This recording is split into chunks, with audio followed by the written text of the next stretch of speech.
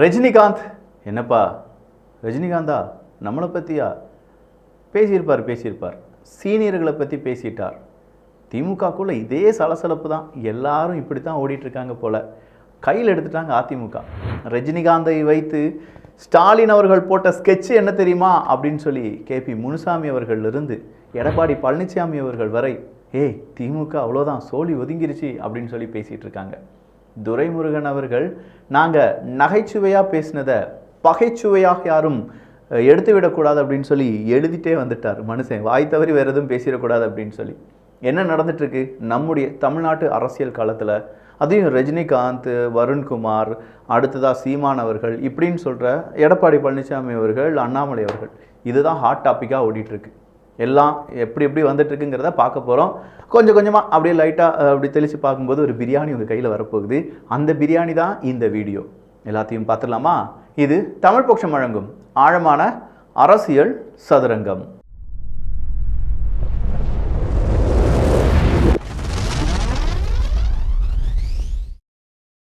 நகைச்சுவையை பகைச்சுவையாக மாற்ற வேண்டாம். எனக்கும் ரஜினிகாந்த் அவர்களுக்கும் இருப்பது நட்பு. நாங்கள் அப்படியே பேசி சிரிச்சுக்கிடுவோம், மாற்றி மாற்றி அடிச்சுக்கிடுவோம் அப்படின்னு சொல்லியிருக்காரு துரைமுருகன் அவர்கள்.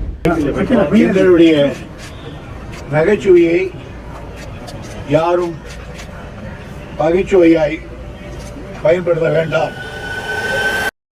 இதே துரைமுருகன் அவர்களே என்னுடைய நண்பர் தான். அவர் பேசின பேச்செல்லாம் எங்களுடைய நட்பு தொடரும். அவர் நகைச்சுவை எதையாவது பேசியிருப்பார் அப்படின்னு சொல்லி பெருந்தன்மையுடன் ரஜினிகாந்த் அவர்கள் சொன்ன பிறகு துரைமுருகன் அவர்கள் அவருக்கு கால் பண்ணி பேசினதா ஒரு தகவல் லீக் ஆனது.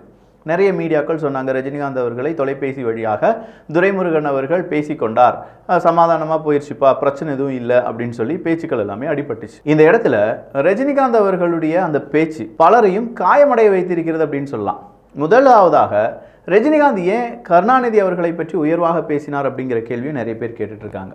ரஜினிகாந்துக்கு இது தேவையா அப்படின்னு சொல்கிற அடுத்த கேள்வியும், இல்லை ரஜினிகாந்த் அவர்கள் அரசியல் பேசுவதற்கு இந்த மேடை சரியானதானா அப்படின்னு சொல்லி யோசித்து பேசினாரா அப்படின்னு சொல்கிற விமர்சனங்கள் எல்லாமே சூப்பர் ஸ்டார் ரஜினிகாந்த் அவர்களுக்கு வைக்கப்பட்டு வருகிறது. அடுத்ததா இல்லை சூப்பர் ஸ்டார் ரஜினிகாந்த் அவர்கள் பேசினது ரொம்ப நகைச்சுவாக ரொம்ப கேஷுவலாக இருந்துச்சு, ஒரு மேடை பேச்சாக தான் இருந்துச்சு, துரைமுருகன் அவர்கள் தான் அதை வாண்டடாக சீரியஸாக எடுத்துக்கிட்டாரு, அவர் மனசில் இருக்கக்கூடிய வன்மம் வெளியில் வந்துருச்சு. நேற்றைய காணொலியிலே நம்ம அதை தான் சொல்லியிருந்தோம். இன்றைக்கி என்ன நடந்துச்சு அப்படின்னு பார்த்தா அப்படியே எல்லாமே உல்ட்டாவாக மாறிடுச்சு. நானும் அவரும் நண்பர்கள் அப்படின்னு சொல்லி வெளியில் சொல்கிறாரு. ஆனால் உள்ளூரை இது பிரச்சனை இருக்குது அப்படிங்கிறது தெளிவாகவே புரிகிறது. நேராக கேபி முனுசாமி அவர்கள் வரார். எங்களுக்கு வருகிற சந்தேகம் என்னவென்று சொன்னால், ஸ்டாலின் அவர்கள் சொல்ல வேண்டிய கருத்தை நேரடியாக பொது மேடைகளை சொல்ல முடியாத ஒரு சூழல் இருக்கின்ற காரணத்தினால் திரு ரஜினிகாந்த் அவர்களை வைத்து இந்த சீனியர்களை வெளியேற்றுவதற்கு ஒரு அச்சாரத்தை, ஒரு பிள்ளையாசுலியை திரு ஸ்டாலின் அவர்கள் போட்டிருக்கிறார் என்று நான் கருதுகிறேன். ஸ்டாலின் அவர்கள் போட்ட ஸ்கெட்சி, ஸ்டாலின் அவர்கள் பேச நினைத்ததை நேராக ஏவா வேலு அவர்களுடைய இந்த ஒரு கூட்டத்தின் போது யாரையாவது வச்சு பேசினா ரொம்ப விமர்சையாக இருக்கும் அப்படின்னு பார்த்தா அது ரஜினிகாந்த் அவர்கள் மட்டும்தான். எனவே ரஜினிகாந்த் அவர்களை வைத்து இப்படி ஒரு பேச்சுக்களை பேச வைத்து மிகப்பெரிய அளவில் திமுகவில் இருக்கக்கூடிய சீனியர்களை ஓரம் கட்டுவதற்காகத்தான் இந்த பேச்சு நடைபெற்றது. இது திமுகவுக்கு சீனியர்கள் வைக்கக்கூடிய செக், இதுலேருந்து யாரும் தப்பிக்க முடியாது அப்படின்னு சொல்லி அதிமுக இதை கையில் எடுக்க ஆரம்பிச்சிருக்காங்க. என்னதான் இருந்தாலும் அடுத்தா உதயநிதி ஸ்டாலின் அவர்கள் தானே உங்களுடைய துணை முதல்வராக இருக்க போகிறார் அப்படின்னு சொல்லி அந்த கேள்விக்கு சீமான் அவர்கள் கொடுத்தாரு பாருங்க பதில். ஏன் தமிழனாக இருக்கக்கூடிய துரைமுருகன் அவர்கள் ஆக்டிங் முதலமைச்சராக இருக்கக்கூடாதா?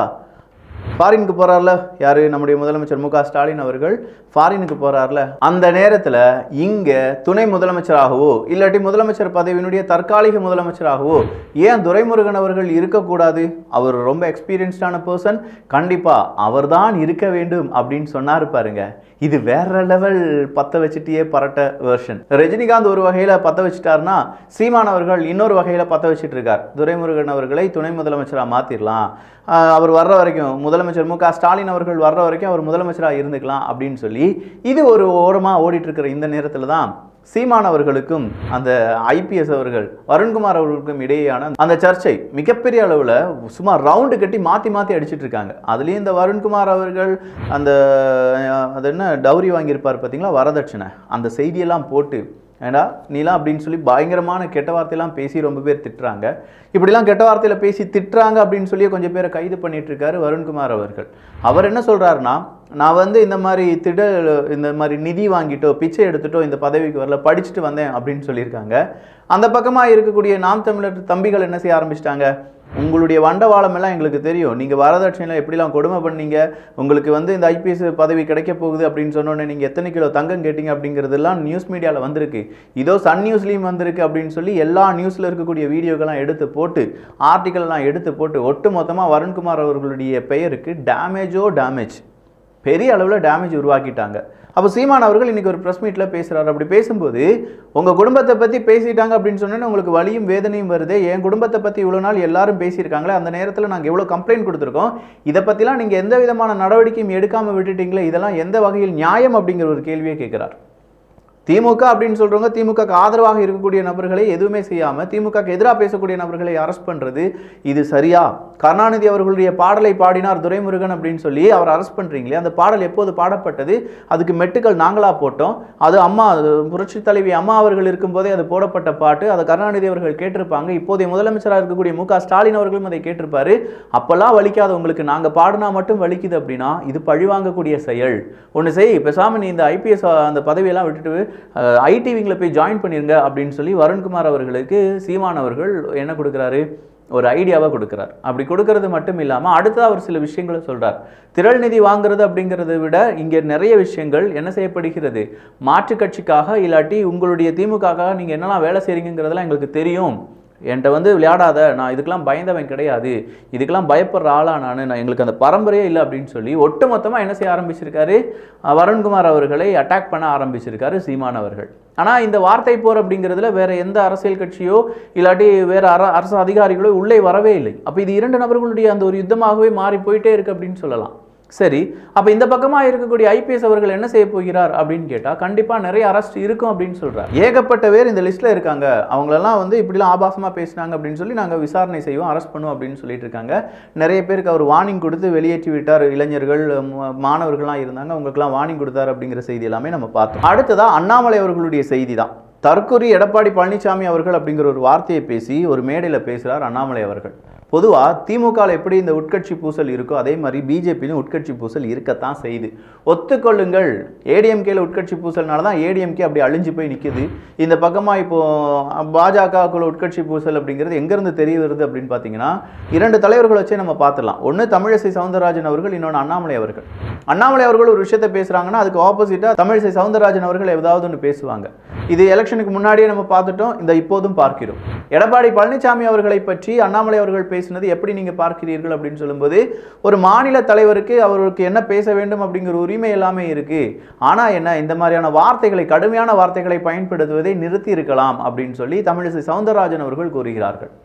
இங்கே தற்கொலை அப்படின்னு சொல்லி எடப்பாடி பழனிசாமி அவர்களை அண்ணாமலை அவர்கள் விமர்சித்த போது இந்த பக்கமாக இருக்கக்கூடிய அதிமுகவினுடைய தொண்டர்கள் எல்லாருமே வெகுண்டு எழுந்து விட்டார்கள்.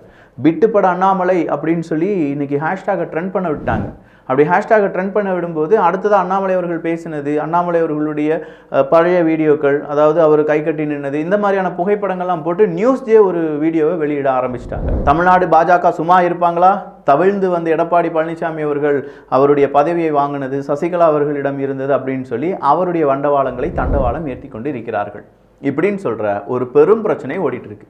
இந்த நேரத்தில் சீமான் அவர்களை வந்து என்ன சொல்லிட்டாருன்னா, எப்பா இப்போ இருக்கக்கூடிய அரசியல்வாதிகளே கொஞ்சம் நாலேஜ் பர்சன், கொஞ்சம் நல்லவர் அப்படின்னா அது யார் தான், நம்ம எடப்பாடி பழனிசாமி அவர்கள் தான் அப்படின்னு சொன்னார் பாருங்க. அந்த இடத்துக்கு கீழே நிறைய கமெண்ட்ஸ் வந்துச்சு. பரவாயில்லையே, மனுஷன் யாரையோ பாராட்டி பேசுகிறாரு அப்படின்னு சொல்லி கீழே பார்க்கும்போது தான் கொஞ்சம் நாட்களுக்கு முன்னாடி எடப்பாடி பழனிசாமி அவர்களை சீமானவர்கள் எப்படி பேசியிருக்காரு தெரியுமா? அடிமை, அவெல்லாம் வெளியில் வந்தால் அடிச்சு தூக்கிடுவாங்க அப்படின்னு சொல்கிற அளவுக்கு பேசியிருக்கார்.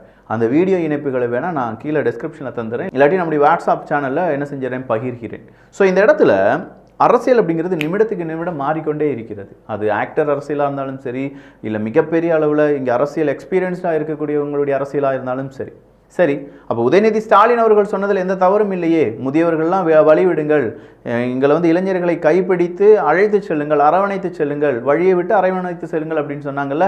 வந்தார் பாருங்க, இன்னைக்கு மாவட்ட செயலாளர் அப்படிங்கிற என்னுடைய பொறுப்பை வேண்டுமானாலும் துறக்க நான் தயாராக இருக்கிறேன் அப்படின்னு சொல்றார் நாசர் அவர்கள். அவர் சொல்றார், இளைஞர்களுக்காக என்னுடைய மாவட்ட செயலாளர் அப்படிங்கிற பதவியை கூட முன்னாள் பால்வளத்துறை அமைச்சராக இருந்த நாசர் அவர்கள் விட்டு கொடுக்க தயாராக இருக்கிறேன் அப்படின்னு சொன்னார் பாருங்க. வாரே வா, உதயநிதி அவர்கள் பேசினதும் ரஜினிகாந்த் அவர்கள் பேசினதும் இன்னைக்கு ஒட்டுமொத்தமாக பல சீனியர்களை கொதிப்படைய வைத்து இதுக்கு மேலே நம்ம வேணாம் விட்டு கொடுத்துருவோம் அப்படிங்கிற நிலைமைக்கு கொண்டு வந்திருக்கோ என்னவோ. மறுபடியும் விஜய் அவர்களை சீண்டிருக்கிறார்கள் திமுக காரங்க. புதிய புதிய கட்சிகளை தொடங்கக்கூடிய நபர்கள் எல்லாரும் எம்ஜிஆர் அப்படின்னு நினச்சிக்கிறாங்க. புதிய கட்சியை தொடங்குவேன் 2 அமாவாசை மட்டும்தான் தாங்குவான், அதை விட அடுத்ததான் கட்சியெல்லாம் விட்டுட்டு போயிடுவாங்க. சொல்லப்போனால் கட்சியை ஆரம்பித்தவர்களோ கொடி உயர்த்தியவர்களோ வென்றதாக சரித்திரமே கிடையாது. அதுவும் திமுகவெல்லாம் அசைத்து கூட பார்க்க முடியாது. 2 அமாவாசைக்கு விஜய் தாங்குவாரா இல்லையா அப்படிங்கிற ஒரு கேள்வியை திமுகவினுடைய அமைப்பு செயலாளர் RS பாரதி அவர்கள் கேட்டிருக்கிறார்கள். RS பாரதி அவர்களும் இப்போது நேரடியாக விஜய் அவர்களுடைய தமிழக வெற்றி கழகத்தை சீண்டி பார்க்க ஆரம்பித்திருக்கிறார்கள். ஸோ நேரடியாக திமுகவும் விஜய் அவர்களை எதிர்த்து பேச ஆரம்பித்திருக்கிறது. என்ன நடக்கப் போகுது, எத்தனை திசையில் இந்த அரசியல் பயணிக்க போகிறது அப்படிங்கிறதெல்லாம் அரசியல் சதுரங்கத்தில் அடுத்தடுத்த அப்டேட்டில் பார்க்கலாம். அதற்கு நீங்கள் செய்ய வேண்டியது அரசியல் சதுரங்கம் அப்படிங்கிற நம்ம சேனலை சப்ஸ்கிரைப் பண்ணிக்கோங்க. நல்லதை பகிர்ந்து நல்ல சமுதாயத்தை உருவாக்குவோம். நன்றி, வணக்கம்.